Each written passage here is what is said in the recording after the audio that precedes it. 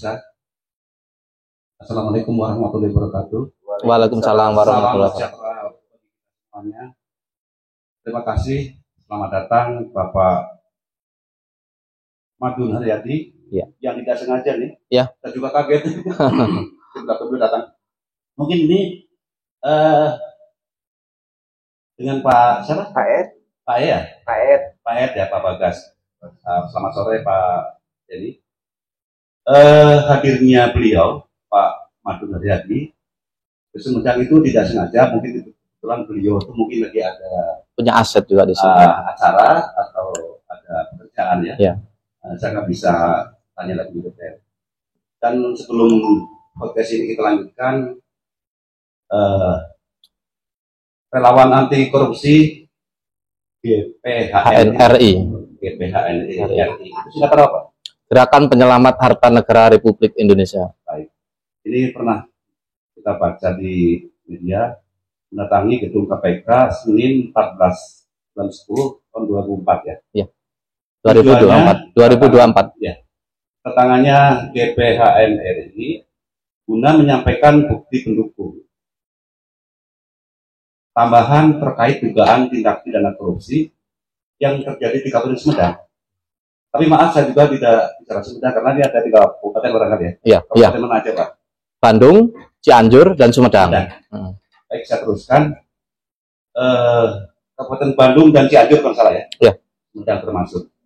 Mengenai laporan dugaan tipikor 3 kabupaten tersebut, tidak ada hubungannya dengan politik atau paslon.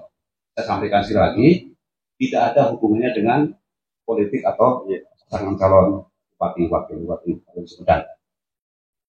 Pertanyaan kami Pak, tadi sangat uji sekali, maaf nih, ini Pak Bagas ya, rekan-rekan semuanya. Pertanyaan, apakah benar GPHNRI telah melaporkan mantan Bupati Sumedang ke KPK? Benar. Nanti jawab sekalian ya. Benar. Ada 3 pertanyaan. Kemudian, apa yang menjadi motif atau indikasi laporan tersebut? Ya. Kemudian yang ketiga, apakah GPHNRI sudah memiliki bukti kuat atas laporan tersebut? Silakan Pak Madun Haryadi ya, untuk menjawab pertanyaan ini ya, sekaligus menyampaikan kepada rakyat Sumedang semuanya. Ini, jadi tidak ada motif apapun, apalagi berkaitan dengan politik ya. Tapi ini kami miris dari data yang kami miliki itu, outputnya tidak sesuai dengan mata anggaran yang dikucurkan oleh pemerintahan pusat. Sampai hari ini Pak, data itu sudah kami serahkan kepada KPK, baik itu RAP-nya, sumber dananya dari APBN juga, DIPA-nya sudah kami serahkan, bahkan dokumentasi output dari pekerjaan itu pun sudah kami serahkan kepada pihak KPK. Nah, cuman ini karena berkaitan dengan momentum pilkada, tentu kami juga menghormati itu. Makanya saya sepakat dengan pihak KPK ketika KPK menyampaikan pada kami, ini akan ditindaklanjutin setelah pilkada, Pak. Gitu. Supaya kami juga tidak dituduh orang ini ada kepentingan politik, Pak. Cuman karena saya lihat di medsos itu apa yang saya up, kemudian ada tuduhan bahwa ini kepentingan politik, ya kami pun terus menyampaikan jawaban-jawaban itu seolah-olah kami ini ditunggangi oleh kepentingan politik, padahal tidak ada. Murni ini penegakan hukum. Karena ada APBN yang menjadi modal belanja daerah, kemudian di daerah diselewengkan, tentu kami berkoordinasi dengan pihak KPK. Soal siapa nanti yang melakukan perbuatan melawan hukum atau yang diuntungkan, tentu kami serahkan kepada KPK. Itu kan sudah, laporan ini semua berkas sudah menjadi materinya ya KPK, jadi tidak bisa saya sampaikan kepada publik, Pak. Itu nanti kalau saya sampaikan seolah-olah saya nanti dituduh ditunggangin lagi, kan gitu, Pak. Jadi justru dengan ketemu masyarakat Sumedang ini, saya berharap semua sama-sama menghormati proses hukum yang ada di KPK. Jadi tidak perlu ada serangan ini hoax segala macam. Kalau merasa nggak yakin, silakan datang ke KPK. Saya pastikan 100% itu ada laporannya. Jadi saya melaporkan itu bukan 1 kabupaten, tapi 3. Kalau untuk yang Sumedang ini laporan sudah lama. bukan laporan baru, tapi saya lihat kok dari DIPA, dari mata anggaran kok masih terus berkelanjutan sampai yang tahun 2024 pun ada dugaan kuat diselewengkan. Dan saya yakin ketika nanti proses hukum ini berjalan, saya yakin seyakin-yakinnya pasti bisa dibuktikan. Cuman banyak masyarakat yang menyerang untuk bukti-bukti. Beban pembuktian itu menjadi beban aparat penegak hukum, bukan kami. Kapasitas kami itu menyampaikan informasi dan data, apa yang kami lihat, apa yang kami ketahui, dan apa yang kami dengar dari para saksi, Pak. Itu. Jadi ini kebetulan sekali pas ada momentum seperti ini, jadi saya punya kesempatan menyampaikan kepada masyarakat Sumedang bahwa saya, GPHN RI, sebagai penggiat anti korupsi ini sudah 20 tahun, bukan hanya Sumedang saja, Pak. Bahkan target kami setelah pilkada ini, saya pun sudah berkoordinasi dengan pihak Kejaksaan Agung, saya akan minta di setiap Kajari 2025 harus ada 5 kepala desa yang diproduk dan dijadikan tersangka. Maaf ya Pak ya, Ya. mau nanya. Waktu tahun 2022, 2023, APBD yang waktu penyelenggaraan itu bukan hoax Pak, waktu dananya itu, penyelewengannya itu. Saya mau nanya itu. Ada Pak itu, semua bukti sudah saya serahkan. Jadi gini, 2022 itu ada nilainya sekitar 52 miliar. Dan itu dipecah menjadi beberapa paket. Berhubung data itu sekarang kan menjadi materi hukum di KPK, jadi kami tidak akan sampaikan. Takutnya nanti ini kan proses hukum sedang berjalan, takutnya nanti akan ada upaya menghilangkan barang bukti gitu. Yang jelas ada 2019 ada penyimpangan, 2020 ada penyimpangan, 2022 ada, 2023 ada, bahkan sampai 2024 ada. Ya kalau mau menanyakan itu sebenarnya langsung saja tanya ke KPK, tidak ada masalah. Kami kapasitasnya sebagai pelapor sudah kewajiban kami menyampaikan data dan bukti pendukung. Selebihnya kan itu sudah menjadi materinya pihak KPK, Pak. Jadi kami tidak bisa sampaikan kepada publik. Ya kita tunggu saja, kita sama-sama menghormati proses hukum. Itu, Pak. Apakah satu tanggapan? Terima kasih. Selamat sore. Ya, sore. Saya hanya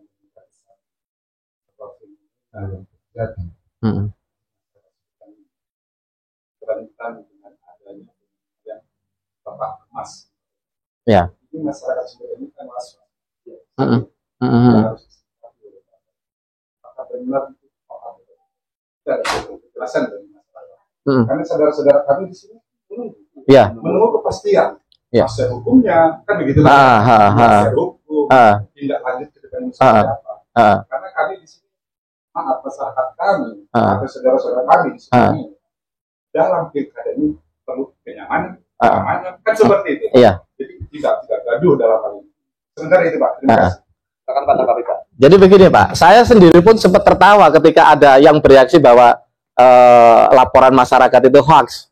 Padahal kami pada saat datang ke sana itu kan gabungan, bukan hanya dari kami aja, gabungan dari penggiat anti korupsi seluruh Jawa Barat, dan ada beritanya, itu Pak. Makanya ketika saya melihat ada penggiringan opini bahwa apa yang dilakukan GPHN RI adalah hoax, saya langsung buat surat terbuka Pak.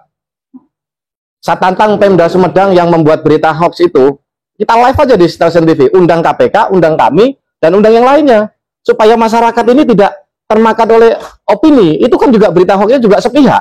Kenapa tidak menanyakan kepada pihak KPK? Lucunya itu kan Tribun itu kan media mainstream. Harusnya ketika mengangkat isu berita, harusnya seimbang. Martawannya telepon kayak ke saya, atau tanya kayak ke KPK, harusnya begitu. Jadi justru penggiringan opini hoax ini justru itulah yang membuat gaduh di Sumedang sendiri. Jadi bukan salah kami. Kami sebagai penggiat anti korupsi yang sudah pengalaman 20 tahun, Pak, tidak pernah bikin laporan palsu, itu tidak pernah, Pak. Boleh dilihat jejak rekam jejaknya GPHN. Terakhir Kementerian Pertanian, bisa dilihat di situ. Jadi kami itu tidak main-main dengan laporan, Pak, apalagi dengan KPK. Masa kita iseng-iseng? Kan gitu. Jadi boleh dibilang selama berdirinya KPK, ini saya sampaikan, kami adalah pelapor paling banyak di KPK, Pak. Karena kami ada kedekatan, sudah seperti keluarga lah dengan teman-teman di sana itu. Jadi Indonesia yang segini luasnya, sementara penggiat anti korupsi di Indonesia itu pada pesimis, kurang semangat. Jadi kami terus eksis untuk mengawal kinerja KPK, walaupun KPK saat ini pun dilemahkan kan gitu. Tapi kami tetap mendukung kinerja KPK, Pak. Itu. Ya kita tidak pungkirin, Pak, memang penegakan hukum saat ini ya memang semua pasti menyadari sedang tidak baik-baik. Makanya tetap sebagai penggiat anti korupsi itu tetap harus semangat kawal terus laporan itu. Jadi nggak ada istilah laporan itu yang dia ditindaklanjutin, pasti ditindaklanjutin kalau si pelapor itu sendiri tetap mengawal, Pak. Itu. Ya. Disampaikan Bapak tadi ada muatan atau ya. Ya. Untuk dalam posisi seperti sekarang ini, langkah-langkah dari Bapak sendiri. Langkah-langkah dalam hal apa nih, Pak? Dalam penegakan penanganan. Oh, kami tetap setiap hari masih koordinasi, Pak. Cuman kami hanya berkoordinasi sebatas memperkuat. Karena ini kan tidak satu, Pak, masalahnya yang diselewengkan ini ada banyak. Tanggapan dari rekan kami di KPK sendiri tetap digabungkan jadi satu, Pak, karena objeknya sama. Walaupun materinya berbeda, objeknya ini sama, karena pelakunya juga sama gitu loh. Itu, Pak. Kami tetap, Pak, sampai hari ini pun kami masih ada, mungkin kemarin terakhir kami masih ada koordinasi dengan pihak KPK. Ada, ini tanggalnya juga ada. Di HP ada. Baik, Pak. Terima kasih, Pak. Pak Deni. Yang dari penggiat anti korupsi ya, yang kami hormati dan kami banggakan dan sekalian, yang perlu penjelasan mungkin dari Bapak berkaitan yang dilaporkan itu berkaitan dengan masalah tindak pidana khusus ya, yang memang harus dikawal. Ya. Apalagi presiden terpilih kita sangat prioritaskan bahwa korupsi harus hapus dari bumi Indonesia. Ya. Nah, kebetulan dari 3 yang dilaporkan 3 kabupaten, berarti 3 kepala daerah yang dilaporkan. Barangkali Bapak bisa identifikasi dari jenis pelanggaran korupsinya, apakah sama di setiap kabupaten kota yang 3 itu, atau mungkin ada spesifikasi masing-masing gitu. Terima kasih. Ada. Jadi terkait tindak pidana korupsi yang terjadi di 3 kabupaten itu ada yang sama, ada yang berbeda, Pak.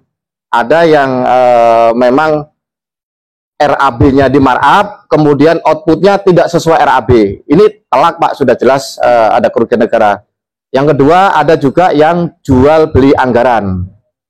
Ada jual beli paket jungsung, ada kan gitu, Pak. Tapi ini beda ya, Kabupaten Sumedang, Kabupaten Bandung, dan Cianjur ini berbeda. Jadi kenapa saya pilih 3 itu? Karena kan isu yang beredar di medsos di admin kami itu dari masyarakat itu selalu menyebut ada 3 kabupaten ini yang memang terkenal sakti katanya, Pak. Ya, disitulah saya tertariknya di situ. Jadi tidak ada hubungannya dengan politik. Itu. Jadi saya tertarik mengangkat 3 kabupaten ini karena memang sudah bukan rahasia umum lagi, Pak. Ini terkenal sakti.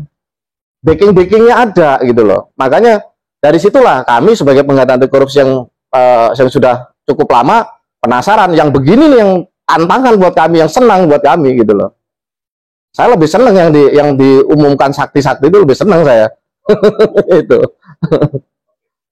Kalau yang biasa. Pemuda silakan disampaikan. Assalamualaikum warahmatullahi wabarakatuh. Waalaikumsalam warahmatullahi wabarakatuh. Perkenalkan mungkin Pak, kalau saya cerita, mungkin kalau sekilas Bapak itu sudah komunikasi ya. WA dengan saya. Iya, iya. Baru ketemu sekarang ini, nggak sengaja juga ini. Terus terang, melihat dari statement di TikTok dan lainnya, saya sangat kagum sekali dari tokoh pemuda khususnya di Kabupaten Berang. Ya.